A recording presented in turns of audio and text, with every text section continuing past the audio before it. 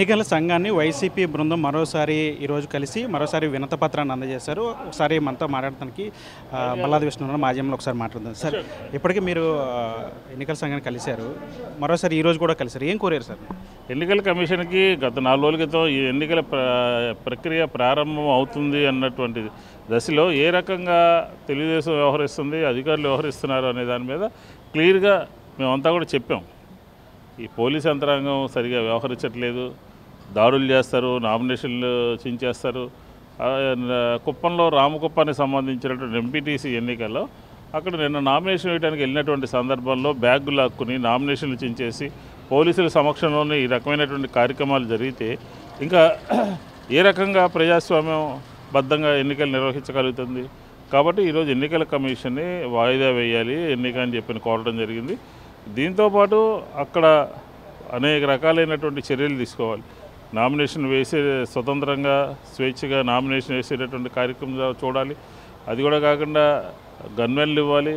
ఎన్నికల ప్రచారానికి సంబంధించి మొత్తం అంతా కూడా వెబ్కామ్లో డిజిటల్గా రికార్డ్ అయ్యే విధంగా చూడాలి. ఇట్లాంటి కార్యక్రమాలన్నీ ఆన్లైన్ సిస్టమ్ ద్వారా కూడా నామినేషన్లు వేసేటటువంటి ప్రక్రియ తీసుకురావాలి అని చెప్పి ఎన్నికల సంస్కరణలో భాగంగా మేము ఆ రోజు ఎన్నికల అధికారి గారిని కోరాము. అన్ని విషయాలను కూడా సానుకూలంగా స్పందించారు.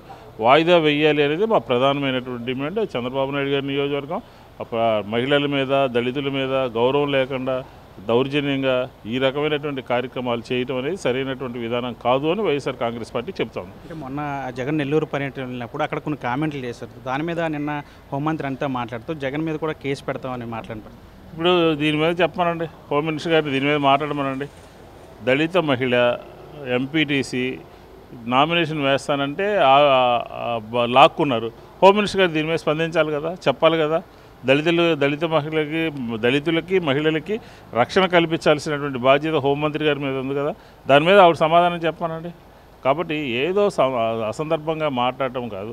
ఈరోజు రామకుప్పంలో నిన్న నామినేషన్ వేయకుండా అడ్డుకున్నటువంటి సందర్భంలో అక్కడ ఉన్నటువంటి కార్యక్రమాలన్నీ కూడా మేము ఎన్నికల కమిషన్ దృష్టి తీసుకువెళ్ళాము, చర్యలు చేపట్టాలని కోరాం.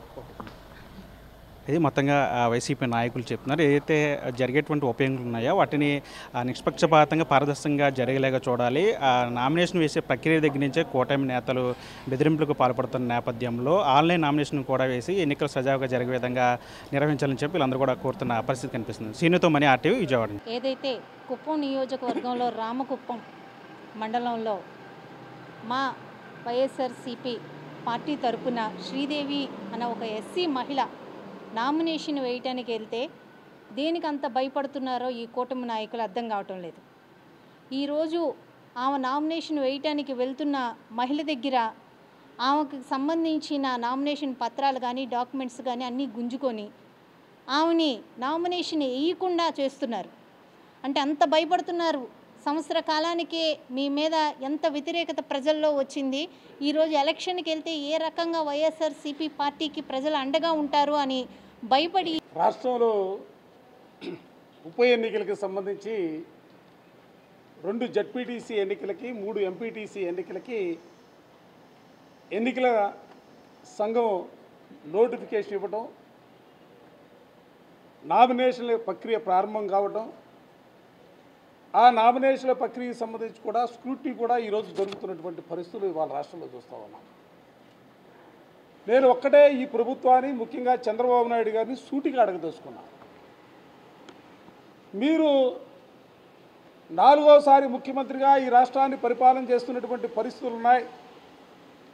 ఈ పరిస్థితుల్లో మీరు మాట్లాడే ప్రతి మాట కూడా ప్రజాస్వామ్యం అసలు ఆయన జేబుల్లోనే ఉన్నట్టుగా, మహిళల పట్ల అపరిమితమైనటువంటి గౌరవం కలిగినటువంటి వ్యక్తులుగా మీరు పదే పదే మాట్లాడుతూ ఉన్నారు. నిన్న ఈ నియోజకవర్గంలో రామకుప్పం మండలం మణీంద్రం ఎంపీటీసీకి సంబంధించి ఉప ఎన్నికలు జరుగుతూ ఉన్నాయి. నేను ఇంకోటి కూడా చెప్పదలుచుకున్నా. నువ్వు మాజీ ముఖ్యమంత్రిగా ఉన్నటువంటి కాలంలో జరిగినటువంటి ఆ ఎన్నికల్లో ఆ మణీంద్రం ఎంపీటీసీగా వైఎస్ఆర్ కాంగ్రెస్ పార్టీ అభ్యర్థిగా ఉన్నటువంటి ఆ రోజున శాంతకుమారి గారు గెలవడం జరిగింది.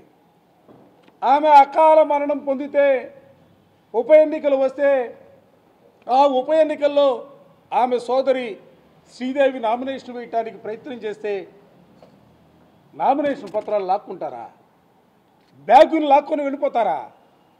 పోలీసులు కళ్ళెదుట ఇంతటి ఘోరం జరుగుతున్నప్పుడు కూడా కళ్ళప్పగించి చూస్తున్నారే తప్ప కనీసం వాళ్ళని ఆపటానికి కనీస ప్రయత్నం కూడా చేయనటువంటి దౌర్భాగ్యమైనటువంటి పరిస్థితులు.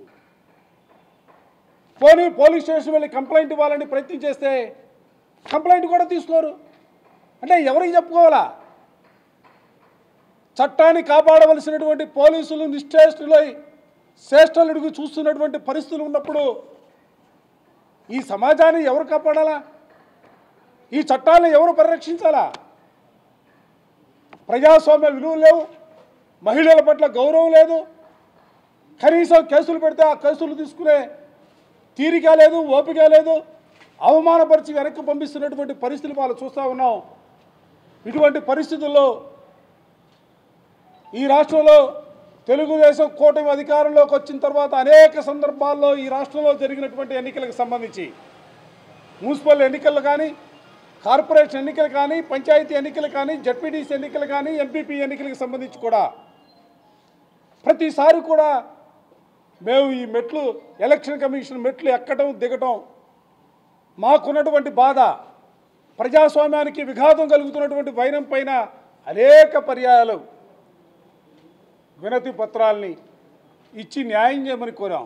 ఎందుకంటే ఈ ప్రభుత్వం ఉన్నటువంటి వ్యవస్థలన్నీ కూడా నిర్వీర్యమైనటువంటి పరిస్థితుల్లో కనీసం ఎలక్షన్ కమిషన్ అన్నా కూడా తన విస్తృతమైనటువంటి అధికారాలను వినియోగించాలా, ప్రజాస్వామ్యాన్ని కాపాడాలా. ఆ ప్రజాస్వామ్యాన్ని కాపాడే పరిస్థితుల్లో ఎన్నికల కమిషన్ క్రియాశీలకంగా పనిచేయాలని చెప్పి గతంలో కోరాం, 3 రోజుల క్రితం కోరాం, మరలా ఇప్పుడు కూడా కోరినటువంటి పరిస్థితులు. ఎక్కడ మేము అడిగాం, అసలు ఎన్నికల ప్రక్రియ ప్రారంభమై నామినేషన్ల ప్రక్రియ ప్రారంభమైన రోజు నుంచి కూడా మరలా ఎన్నికల కౌంటింగ్ ముగిసేంత వరకు కూడా సీసీ కెమెరాలు పెట్టమన్నాం, ఎక్కడ కనపడవు. వెబ్కాస్టింగ్ అన్నాం, ప్రతిదీ కూడా. కనీసం ఇంత దౌర్జన్యాలు జరుగుతున్నటువంటి పరిస్థితుల్లో ఆన్లైన్లో నామినేషన్లు వేసుకోవడానికైనా కనీసం అవకాశం కల్పించమని ఎన్నికల కమిషన్ కోరినటువంటి పరిస్థితులు ఎక్కడా కూడా. ఎప్పుడో 2 దశాబ్దాల కిందట బీహార్లో జరుగుతాయని చెప్పుకుంటూ ఉంటారు. అటువంటి పరిస్థితులు ఇవాళ ఆంధ్ర రాష్ట్రంలో జరుగుతూ ఉన్నాయి. ఇక్కడ డాక్టర్ బిఆర్ అంబేద్కర్ గారు రచించినటువంటి రాజ్యాంగం అమలు చేయటంలా, ఇక్కడ తెలుగుదేశం పార్టీ లోకేష్ బాబు సృష్టించినటువంటి రెడ్ బుక్ రాజ్యాంగం ఈ రాష్ట్రంలో అమలు జరుగుతున్నటువంటి పరిస్థితులు ఉన్నాయి. దయచేసి నేను అధికారులకు కూడా పదే కోరుతా ఉన్నాం. ప్రభుత్వాలు మారుతూ ఉంటాయి, అధికారంలోకి రాజకీయ పార్టీలు ఒకసారి ఓడిపోతూ ఉంటాయి, మరోసారి అధికారంలోకి వస్తూ ఉంటాయి. కానీ శాశ్వతంగా పనిచేయవలసినటువంటి అధికారులుగా మీరున్నారు, వ్యవస్థలను కాపాడవలసినటువంటి బాధ్యత కలిగినటువంటి వ్యక్తులుగా మీరున్నారు. ఇవాళ ఏదో అధికార పార్టీ చెప్పిందని అధికార పార్టీ వాళ్ళ అడుగులకు మడుగులొత్తాలనే ప్రయత్నం చేస్తే భవిష్యత్తులో దానికి తగినటువంటి ప్రతిఫలాన్ని అనుభవించవలసినటువంటి పరిస్థితులు తప్పనిసరిగా ఎదురవుతాయి. మేము అందరు అధికారులు అంటలా, ఎవరైతే అధికార పార్టీకి తొత్తుగా పనిచేస్తూ ఉన్నారో ఆ తొత్తుగా పనిచేస్తున్నటువంటి ప్రతి ఒక్కరిని కూడా హెచ్చరిస్తూ ఉన్నాం. మాకు వచ్చింది డిజిటల్ లైబ్రరీ పెట్టాం. ఎక్కడెక్కడ ఈ రాష్ట్రంలో ఎక్కడెక్కడ ఏ అధికారులు ఏ విధంగా ప్రవర్తిస్తూ ఉన్నారో, ప్రజాస్వామ్య విలువలు దిగజారుస్తూ ఉన్నారో, చట్టాలని తుంగలో దొక్కుతూ ఉన్నారో వారందరి పేర్లు కూడా డిజిటల్ డైరీలో ఉంటాయి. ఈ రాష్ట్రంలో వైఎస్ఆర్ కాంగ్రెస్ పార్టీ అధికారంలోకి వచ్చిన తర్వాత తప్పనిసరిగా చట్టం ముందు నిలబెట్టి చట్ట ప్రకారం న్యాయ సూత్రాలకు అనుగుణంగా అందరిపైన కూడా చర్యలు తీసుకునే కార్యక్రమం తప్పనిసరిగా ఉంటుంది. దయచేసి గమనించమని చెప్పిన ఈ సందర్భంగా కోరుతా ఉన్నా. ఈరోజు ప్రత్యేకించి మేడం గారిని కూడా కోరాం. ఇంతటి దౌర్భాగ్యమైనటువంటి పరిస్థితులు ఉన్నటువంటి పరిస్థితుల్లో ఆ ఎన్నికల ప్రక్రియని నిలుపుదల చేయాలా, మరలా నామినేషన్ల ప్రక్రియ మరలా నామినేషన్లు తీసుకునే కార్యక్రమాన్ని తీసుకొని ప్రజాస్వామ్యబద్ధంగా ఎన్నికలు జరిపించమని మేము కోరుతా ఉన్నాం.